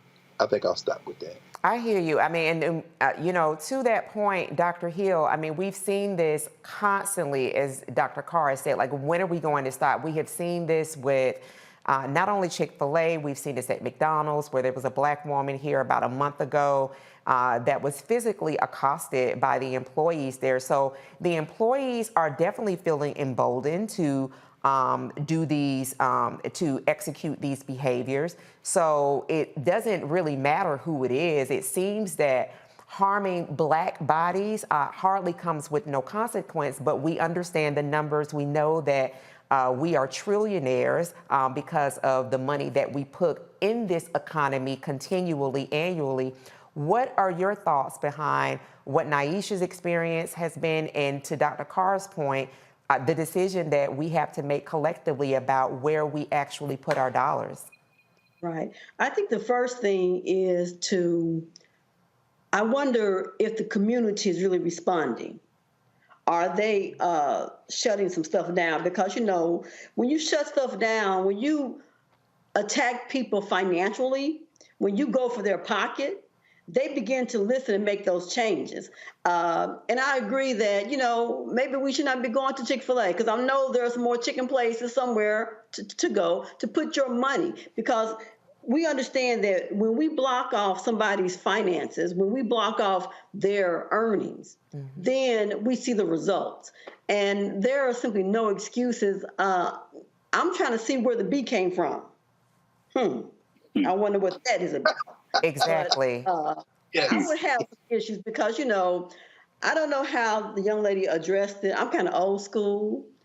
I would have to get out and go inside and have a conversation. Make some demand. Call my people, let them know where I am in case I don't show up. You know, Come on, Doc. Come on, Doc. I'm just saying. I'm just, you know, we are always being nice. We're always forgiving people when they slap us. And so we have to stop being so nice and just being very forward and making some demands. And otherwise the consequences will be like, we're just gonna have to shut you down. Absolutely. And you said you're old school in your approach, meaning that you will make your presence known, Dr. Hill. I ain't mad about that. And that the three of you all are professors. So Dr. Walker, you know, my son was at Morehouse, and I know across HBCU campuses that Chick-fil-A's are almost it's something that you will see widespread across the campuses. You know, whether this was franchise, whether this was connected specifically to like one of the Chick-fil-A actual companies, no matter, it carries the brand. So can you talk a little bit around what, you know, and Dr. Hill said this, you know, in sharing that it's really a docile approach that we've had, so to speak, around, well, this kind of happens and the wheel just continues to turn. However, what do you think that would be best to make these companies feel the real repercussions of them continually emboldening their employees, essentially, to disrespect Black and brown people? So, Erica, you know, I'm reminded of a song by Public Enemy called "Shut 'Em Down." So, what language does corporate America understand? Profit. So, if you shut down that franchise, then they'll get the message. Not only that franchisee, but also the corporate officer understands that we mean business. I think the other thing is that I was told, Erica, we're in a post-racial society. That's what I was told a couple of years ago. But I got to tell you, it feels like someone's boot is on my neck every time I walk outside my house. So I think we need to be, when it comes to protest and also the financial impact, that we have to make sure these entities feel can't be short-term. So once again, if we're going to protest, we have to tell folks in our community, don't buy from there. And then we need to make sure we're there every day to make sure they're not making a profit. And then they'll get the message. Absolutely. Absolutely. And so we're going to head to another story and get a little bit of feedback. Tennessee's largest county is following in the footsteps of other state and local governments considering reparations for descendants of enslaved people. Commissioners approved a resolution to study reparations for descendants of enslaved people. All 8 Black members of the 13-member board supported the message. This study comes after outrage after the beating death of Tyree Nichols. 5 Memphis police officers have been charged with his death. The resolution will allocate $5 million to research and find actionable items addressing 5 key areas: increased access to affordable housing and home ownership, health care, criminal justice reform, enhanced career opportunities, and financial literacy and generational wealth. Commissioners who voted against the resolution say the county does not have the funding to pay for the study or develop a framework to implement it. So I'm just going to pause here very briefly and then have Dr. Carr get his thoughts on it before we go to break. So we've been talking about Tennessee a lot. Tennessee, with regard to this Board of Regents that's threatening essentially to overtake Tennessee State University, and now this reparations study that you do have some commissioners that are pushing back on. What are your thoughts around that, Dr. Carr? Well, I mean, we're saying it all the time, Erica. You said there's a 13-member board of county commissioners, and all 8 black members voted. Let me see. Let me do the math here. 8. Yeah. Voting matters. 8. We don't give a damn what y'all think. The reparation strategy is very important. There's a lot of debate. Myself, I'm a member of the board of the of the National Coalition of Blacks for Reparations in America, and COBRA. You know, we don't have a full agreement on reparations, but I will say this: when you embrace reparations as a strategy, you stop backing up. The punk comptroller of Tennessee, Jason Mumpower, he's a punk. He doesn't understand trying to have dialogue. He says there's a failure of communications. I got something for you, baby. Reparations. We pay taxes. I want my money back, punk. And guess what? That means everybody needs to register to vote. That means everybody needs to organize. And when you talk about reparations, you are taking away as you say, Doc, you're taking away all of the mamby-pamby kind of, oh, well, let's all figure out. No. You owe me, and whether you ever pay or not, I'm in the street now. Dr. Hill's got it. You got to be in these people's face. And I think regardless of what happens, this is something that is catching fire all over this country. Yeah. And at least the study of what is owed. And once you start doing that, finally, those young brothers in Florida are showing them this as well. As you begin to study and begin to understand the depth and the magnitude of the implications of what has been done to us and what we can do about it, that empowers you then to act politically across the range, whether you ever get reparations or not. That is the important thing to understand about this reparation struggle. Amen and hallelujah. That is why abstaining and withholding your vote is not an option. We have to engage. Thank you so much, Dr. Carr. We're going to go pay some bills. We'll be back. Roland Martin Unfiltered on the Black Star Network app.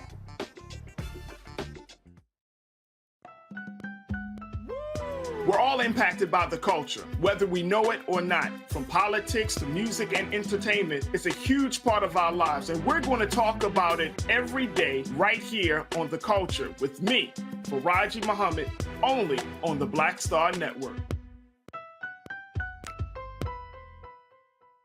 Hatred on the streets, a horrific scene, a white nationalist rally that descended into deadly violence.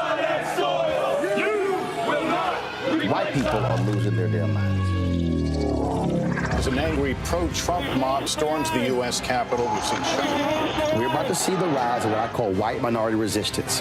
We have seen white folks in this country who simply cannot tolerate black folks voting. I think what we're seeing is the inevitable result of violent denial. This is part of American history. Every time that people of color have made progress, whether real or symbolic, there has been what Carol Anderson at Emory University calls white rage as a backlash. This is the rise of the Proud Boys and the Boogaloo Boys. America, there's going to be more of this. Here's all the Proud Boys, guys. This country is getting increasingly racist in its behaviors and its attitudes because of the fear of white people. The fear that they're taking our jobs, they're taking our resources, they're taking our women. This is white fear.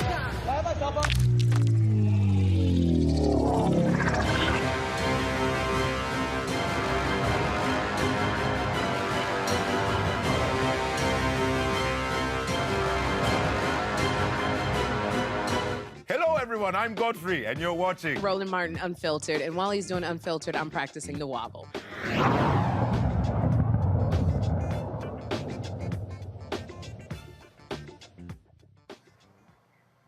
Thanks for staying connected to Roland Martin Unfiltered, streaming on the Black Star Network. Let me ask you a question, RMU folks. Is your state a top performer in Black entrepreneurship? What is the economic impact of Black entrepreneurs, and how do we level up to the righteous abundance that our grandmothers and grandfathers sowed but never reaped? Friend of the show, the CEO of Media to Millions. She's a political commentator, award-winning author, but most importantly, she is a business elevation strategist. Dr. Avis Jones the Weaver is here to help us answer those questions and share how you can get yours. Welcome, Dr. Avis. Well, thanks for having me. Good to see you. Oh gosh, it's always excellent to see you, Dr. Avis, and really appreciate your time. I know, as I shared with Reese, your time is very precious. You're very busy, so thank you for giving us a few minutes to talk about something that you are very much so passionate about. I was reading something very interested in that was so interesting, and it was a published piece by SCORE. And SCORE, for those who may not know, is a nonprofit organization with a network of business mentors. And they also mentor other up-and-coming business folks. And so what they talked about is that Black entrepreneurship essentially is thriving, and that there has been a 23% uptick in revenue for Black entrepreneurs, and that number is pretty much double what folks are making as employees. And so as a person, again, as I said, that is multi-hyphenated, extraordinarily successful, you are a millionaire coach and doing incredible work. Talk to us about what those numbers mean and why it is important for people, even if they are working what we say is a traditional 9-to-5, to explore entrepreneurship, because it's most likely they're probably doing it already. Absolutely. Well, here is my sort of spin on those numbers. It's really showing us that we are really understanding that when we take our genius out into the marketplace, we can make bank. And as you alluded to, for me, it's really about, for those who are in the 9-to-5, I always believe that it makes sense to have additional sources of revenue that you can depend on coming into your home, because quite frankly, we know that we're not paid fairly in the workplace. The wage gap is the wage gap, and it's a race and gendered wage gap. Black men face wage gaps and Black women face wage gap. None of us are paid fairly in the workplace. And also, we're in a situation right now where, do you really want to leave your future up to somebody else's spreadsheet in terms of whether or not they can keep you or even want to keep you at their place of employment? I think not. I believe that this is the time when you need to figure out, how can I monetize my genius? How can I take something that I'm really good at or that I really enjoy and turn that into a monetizable future for me and my family? Even if you're doing it alongside of your job, the bottom line, that provides a mini way in which you can create your own economy, whether or not you want to do that completely on your own or whether or not you want to do that as the quote unquote perennial side hustle. It's a smart thing to do any way you slice it.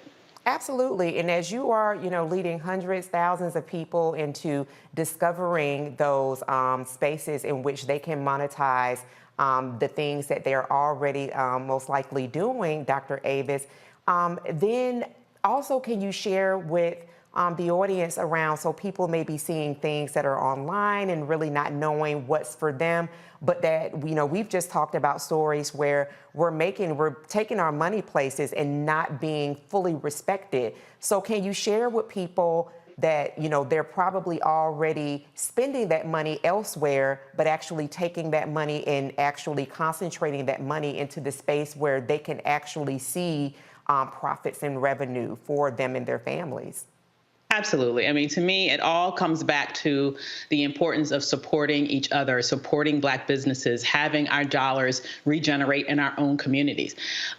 If people think that Black people are poor, I have to tell you, I have to disabuse you of that notion, right? We have a well over $1 trillion buying power that circulates in this economy year after year after year. What we need to get better at, though, is making sure that it circulates within our own communities by supporting our businesses. And when we do that, guess what? Black businesses are more likely than other businesses to employ Black people. And so we're really helping each other all at the same time. So to the degree that we can be very intentional about our spend, on the one hand, when we are consuming, the degree to which we can target those dollars with Black businesses, it really makes sense. And then when we can also sort of layer on that, this idea of thinking, what can I do to bring in some more dollars in my home that does not depend on the traditional 9-to-5 route? It really creates an opportunity for you to be able to grow at a level where literally there are zero limits. Absolutely, Dr. Avis. And before, I have two things before I bring in my panel and have them ask questions of you. The first one being that then allows us more time to spend at home, not kind of be in the grind and hustle culture, but actually be in spaces that we enjoy. So we'll have more time, you know, if we have children or people that we're in care for, to have more time for that, take care of our own health, our own wellness. Can you talk about the freedom that being in business for yourself actually does allow? Yeah, I think that ultimately that's a big draw for a lot of people in this life. Now, not to say that it doesn't involve hard work. Yes, yes, yes, it does involve hard work. But depending upon what job you do and pretty much in terms of your business, what you choose to do, the bottom line is you largely have a lot of control over your schedule. Like, when do you want to do it? Where do you want to do it? Do you want independence in terms of location freedom? Do you want geographic freedom? Do you want time freedom? Do you want to be able to not have to be in a certain place at a certain time every day, but still be able to make revenue? I think that's one of the reasons why people really enjoy entrepreneurship. And as your business grows, quite frankly, you're going to get to a point where it's going to be beyond the solopreneur stage. You'll be able to bring on a team. You'll have other people that are part of making your vision real. And so that also will increase the level of freedom and flexibility that you have while your business continues to grow. And so before the panel comes in, that second question that I had for you is that you will actually be bringing this information to people, your Next Level Abundance Tour, which you are a shining receipt in that. Can you talk about that tour quickly here, and then the cities that some of the people have asked you into to provide this information? Absolutely. So I'm so excited to be kicking off my Next Level Abundance Tour next month. We'll be starting it in Atlanta and then Charlotte. We'll also be going to Houston and LA. Looks like we'll probably add in Sacramento, New York, Philadelphia, and of course, round it out right back in Washington, D.C. I'm so excited about this tour. And the whole goal here is to really bring information, particularly to Black women entrepreneurs, around how they can take their businesses and level it up to the next level. To be perfectly transparent, my goal is to make sure that we create more Black women millionaires. I think that as we get to a point where Black women have greater economic power, we understand how to make sure that not only that we thrive personally, but make sure that our entire communities thrive. And that's really the goal of what we're doing here. That's real leveling up. And so how can people get more information on the tour, the city, and things of that nature, Dr. Avis? Absolutely. So they can go to nextlevelabundancetour.com. That's nextlevelabundancetour.com. Get on the wait list there. We'll be making some special announcement about that tour tomorrow, in fact. So you'll be getting the sneak peek on what's about to happen. Love it. Fresh stuff indeed. Dr. Hill, your question for Dr. Avis. Yes, first of all, congratulations and thank you, sister, for being the strong sister that you are. You are inspiring me because I'm trying to get my little business on. I figure as much as I talk, I might as well get paid to do it. So yes, ma'am. Can you share some advice in terms of making sure that we get other people to know to support other Black businesses? One thing that I try to do is that I urge people, I have a list of all the Black-owned businesses that I know of in my town, and I share with others. What are some things that we can do to make sure that we let each other know, besides each one teach one and tell one? Yes. That's an excellent question. And before I answer your question, I do have to give you a tip here. If you want to go ahead and monetize your speaking, please do, because I want you to understand that people are getting paid $10,000, $15,000, $20,000, $50,000 plus and up per speech. So that is a very lucrative space to go into. Okay. So beyond that, I also want to say you're exactly right. To the degree that which we can go to resources, there is a Black Wall Street webpage that sort of lists those, and there are other resources like that where you can specifically go to. There are apps that you can download that helps you find Black-owned businesses. So that's one thing that the consumer can do. But I also want to encourage business owners themselves to be very aggressive. And one of the challenges that I do see sometimes with business owners, particularly those that are new, they don't they're not very vocal about the fact that they even have a business. And one of the things that I always say is, if nobody knows you're in business, you're not in business. So the last thing you need to do as an entrepreneur is try to be, quiet about it. Be proud about what you do. If you are someone who is confident in the quality of what you have to offer the world, you should shout it from the rooftops. That should not be a secret that you're in business. So I just really want to encourage the entrepreneurs themselves to be very aggressive about marketing their businesses online and in every way that they can. Excellent question. Thank you so much, Dr. Hill. If you go to Dr. Avis's page or follow her on Twitter at Sister Scholar, you definitely do know Dr. Avis is in business, baby. Dr. Greg Carr, your question for Dr. Avis. Indeed, indeed. Thank you, Eric. And it's good to see you, sis. Good to see you, Dr. Avis. Been too long. I left class this afternoon, my hip hop class, listening to these young people, and they were talking about the importance of brand. They were walking me through everybody from Lil Nas X to Cardi B, and how it's not just about what you produce, but literally the whole person and persona. And I admit to being way behind the curve on that. Could you, any thoughts on how this question of brand figures into entrepreneurship? So it isn't just what you make or what you produce, but literally who you are. Can you help us with that? Certainly help me with that, please. Well, let me first say, Dr. Cart, you have a brand. Yes. Your brand bespeaks brilliance. Your brand bespeaks being proud of who you are. Your brand bespeaks warrior energy. And, to me, that is part of your brand. And so to me, what brands are, it's what people think of you before you even say a word. And that is something that is curated and put together by your actions and by how you show up in the world. So when you think of different celebrities like what you've mentioned, I think what most people need to understand, particularly entrepreneurs, is they need to understand that everything that they think about these celebrities is not by accident. It's by design. It's a very calculated strategy to get you to think whatever they want you to think about them. And so as an entrepreneur, you need to think about that strategically with your business in terms of the brand that bespeaks your business, but also your personal brand. Because in this day and age, the two are very much intertwined. And if you are someone who understands how to build a powerful brand, that goes a long way towards marketing, as I alluded to previously, without literally costing you a dime, because it will attract the attention that otherwise you would have to pay thousands upon thousands of dollars for. Excellent question, Dr. Carr. Dr. Avis Jones the Weaver, friend of the show, business elevation strategist, nextlevelabundancetour.com to get on the wait list. Thank you so much, Dr. Avis, for joining us this evening. Thanks so much for having me. Great seeing you. Great seeing you as well. Thank you. And you're watching Roland Martin Unfiltered on the Black Star Network. We'll be right back.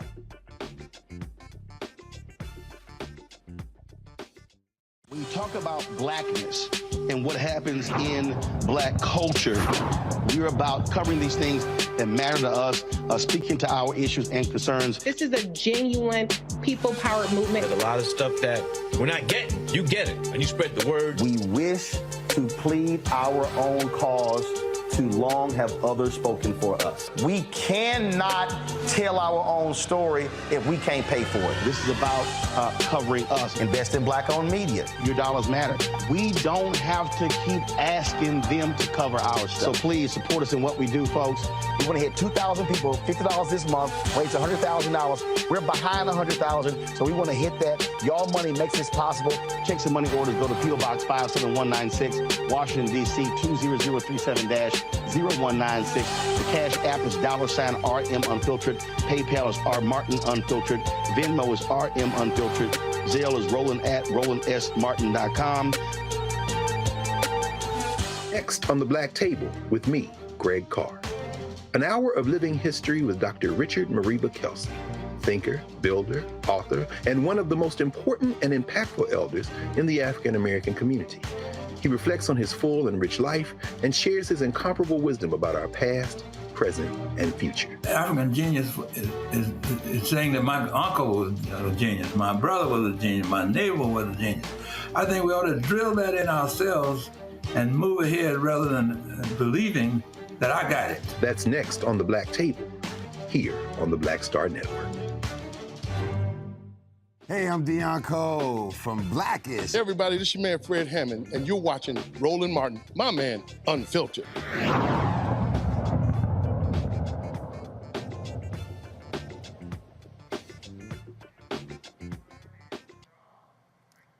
Welcome back to Roland Martin Unfiltered, streaming on the Black Star Network. With the focus shifting from DEI efforts, one area that's gained spotlight in corporate and entrepreneurial spaces is executive presence and confidence. Today, we're joined by Dr. Wendy Wilson, who will explain to us how we show up in the workplace, where the digital, remote, or in-person impacts the environment and the money. Dr. Wendy Wilson, thank you so much and welcome to Roland Martin Unfiltered. It is my pleasure. Thank you for having me. Absolutely. So in your background, you do have DEI training, you've been in corporate, and as someone who is a career strategist and has a specific presence around executive presence, talk to us a little bit about, even though, we're seeing people, we just had Dr. Avis on talking about the importance of entrepreneurship. Please talk to us a little bit about how executive presence, no matter which of those spaces that you're in, definitely impacts us and it impacts the money. Absolutely. Well, thank you again for having me. I share with my clients, and they range from those that are still matriculating through high school, ready and preparing themselves to enter into the workspaces, all the way to the C-suite, that there are some behaviors and some actionable steps that you need to maintain and what I call normalize executive presence. And they include your emotional intelligence, how you engage, how you present, the level of compassion that you demonstrate with those that you are leading and those colleagues that you will also have. There's also those two other important elements, which include effective communication and your aesthetic. Now, we want to walk in and to thrive and be successful in these spaces being our true selves, not denying who we are based upon our race and gender. But it is important that we also exemplify and represent the very best. And that comes with a very professional and what we work to achieve, a very polished presence. And so I tell young people all the time, it is not your role to enter into those spaces and modify a uniform. There is expectations of behaviors that you need to model. And if you see that they're not being modeled, then being vocal enough and having that effective voice to convey that so that you are represented and that you are contributing in the manner in which you have prepared yourself to do. Absolutely, Dr. Wilson, and I'm very glad that you touched upon EQ, because even as we look at a platform like Twitter, when it changed hands from Jack Dorsey to Elon Musk, there is a lack of EQ, emotional intelligence, around being able to understand the audience that he, in essence, is serving. So could you talk a little bit about how EQ shows up, no matter what your brand is? Dr. Avis, we were in conversation, and one of the things that Dr. Carr brought forward is with regard to brand, some of his students, he teaches at Howard University, some of his students brought up specifically Cardi and some other artists. And Dr. Avis spoke that those imageries, the things that we see, are very much so curated, that they're a team of people that work specifically so that what we see is not something that is just kind of a miss, but it is something that is intentional. So can you talk about EQ and intentionality in the way that any one of us presents as it relates to either a corporate or entrepreneurial space? Sure. Well, certainly with that EQ piece, we want to have the level of understanding that certain environments call for certain actions and behaviors.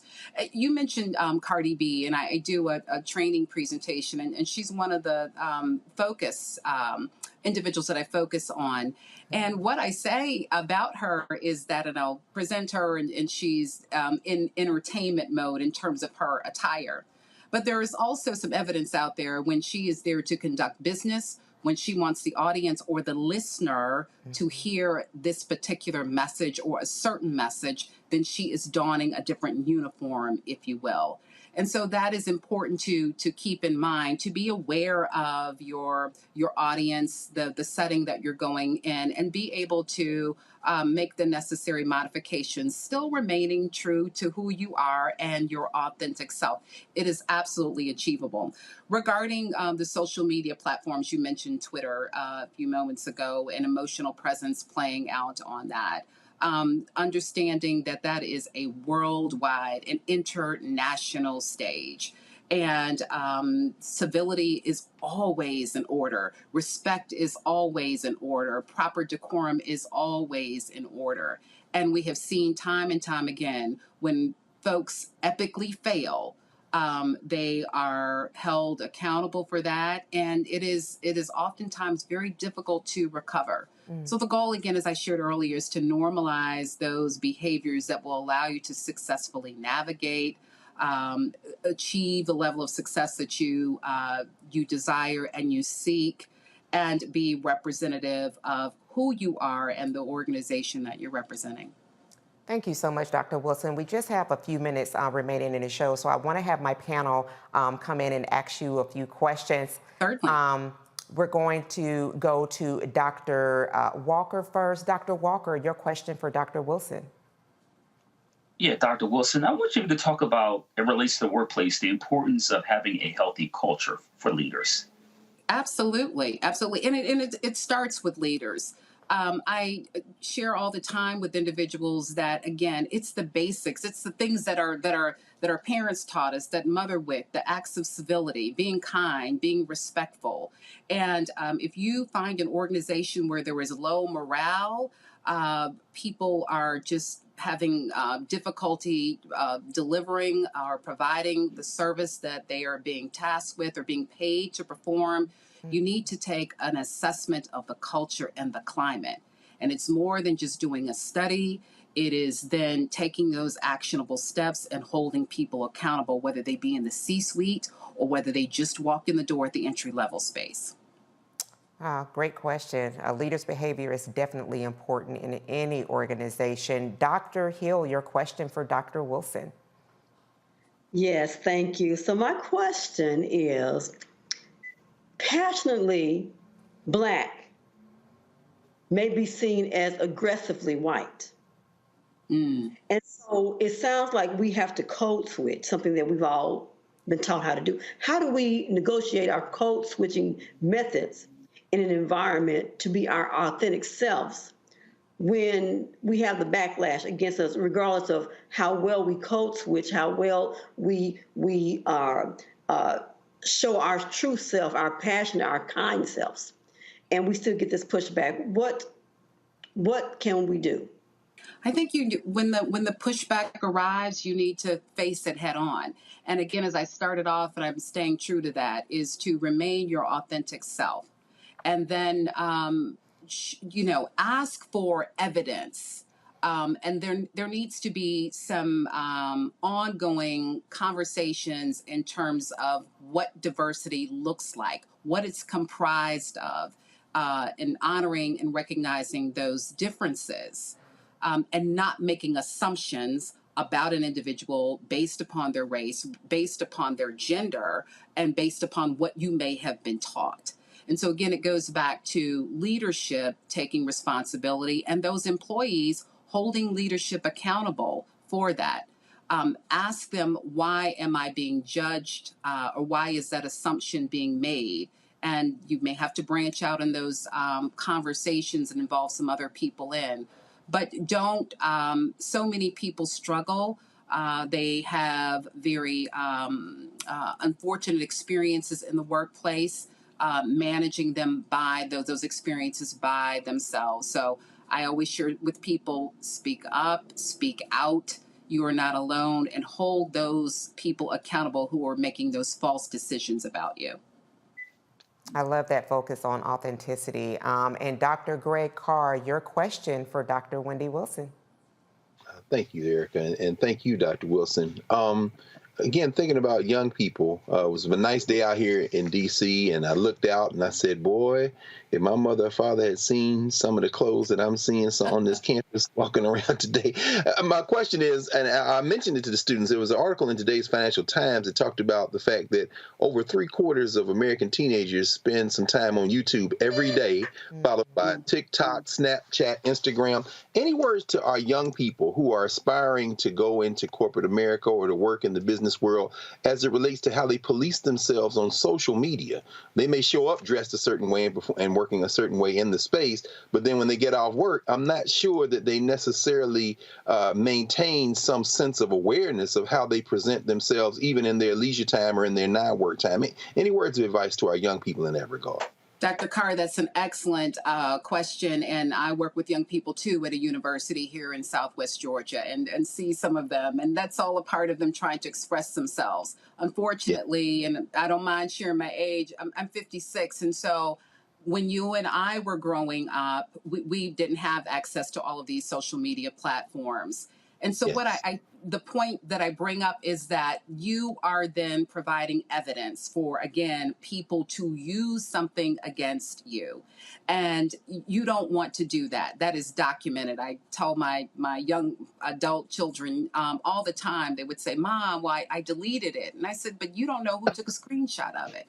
That's right. And we know that companies and organizations, corporations have people that are actually in seats that are policing and vetting candidates based upon their social media profiles, who you are linked up to, and deciding if you are then a good fit.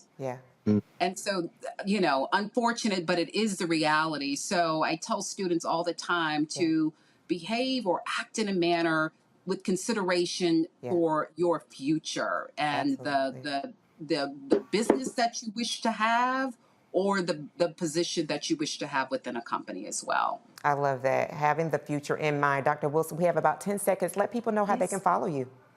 Absolutely. So definitely reach out to my website, W2Comms with an SCOMMS. Thank you. Have everything up. And then you can reach out. I'm on Instagram, also on Twitter, and then LinkedIn, Dr. Wendy Wilson, Executive Coach and Career Planning Strategist. That's right. And keep up with all of her upcoming happenings. Thank you so much, Dr. Wendy Wilson, for sharing us. It has been my pleasure. Thank you for having me. Absolutely.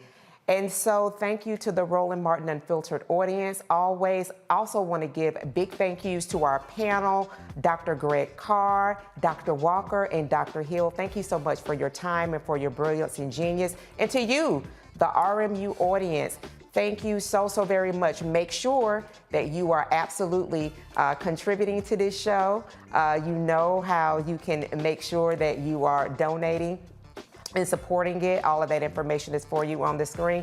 And be looking out for the NAACP Image Awards coming up very soon. Thank you again. And as Roland would say, holla!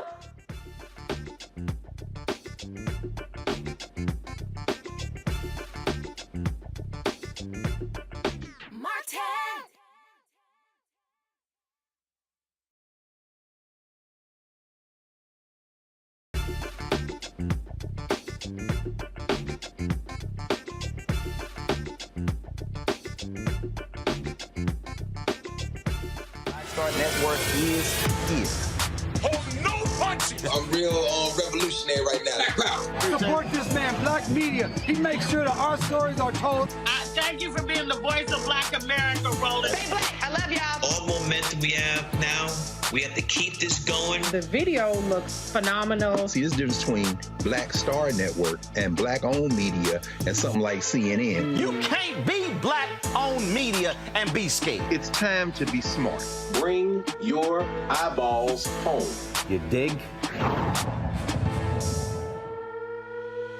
Pull up a chair. Take your seat at the Black Table with me, Dr. Greg Carr, here on the Black Star Network. Every week, we'll take a deeper dive into the world we're living in. Join the conversation only on the Black Star Network. Hi, Hi, I'm Dr. Jackie Hood Martin, and I have a question for you. Ever feel as if your life is teetering and the weight and pressure of the world is consistently on your shoulders? Well, let me tell you, living a balanced life isn't easy. Join me each Tuesday on Black Star Network for A Balanced Life with Dr. Jackie. We're all impacted by the culture, whether we know it or not. From politics to music and entertainment, it's a huge part of our lives, and we're going to talk about it every day right here on The Culture with me, Faraji Muhammad, only on the Black Star Network. I'm Deborah Owens, America's Wealth Coach, and my new show, Get Wealthy, focuses on the things that your financial advisor and bank isn't telling you, but you absolutely need to know. So watch Get Wealthy on the Black Star Network.